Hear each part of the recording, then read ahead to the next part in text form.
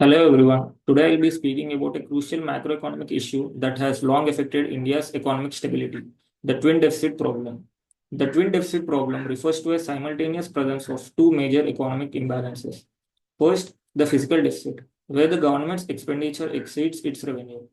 Second, the current account deficit, which arises when a country imports more goods, services, and capital than it exports. When both deficits are very high, they can reinforce each other, leading to currency depreciation, inflation, capital flight, and slower economic growth. For a developing country like India, this dual imbalance is particularly dangerous because it signals internal financial stress and external vulnerability at the same time.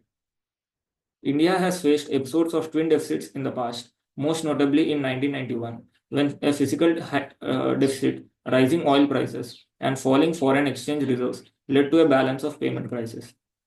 The country was forced to pledge gold to avoid default and had to initiate major economic reforms. In 2013, a combination of global uncertainty, weak exports, and high fiscal spending led to a sharp fall in the rupee and investor panic. As of financial year 2023, India's fiscal deficit stands at 5.9% of GDP, and the current account deficit is around 2% of GDP. With ongoing global headwinds like supply chain disruptions, high crude prices, and tightening financial conditions, managing this situation has become more challenging. Addressing the twin deficit problem requires fiscal discipline, export promotion, and energy efficiency. On the fiscal front, the government must improve tax compliance and widen the tax base, rationalize subsidies without harming the poor, focus on productive capital expenditure that drives long term growth.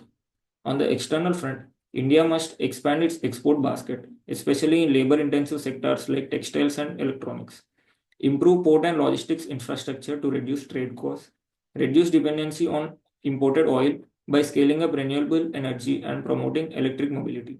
At the same time, it's crucial to attract stable capital inflows, particularly foreign direct investments, rather than relying on short term portfolio flows that can quickly resolve in a crisis. However, implementing these reforms is not without challenges. Politically, reducing subsidies or raising taxes is unpopular.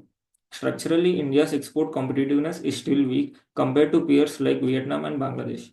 And globally, high oil prices and geopolitical tensions continue to impact the current account. Despite these barriers, coordinated and sustained policy action can make a meaningful difference. In conclusion, the twin deficit is not just an accounting issue, it's a signal of deeper economic vulnerabilities.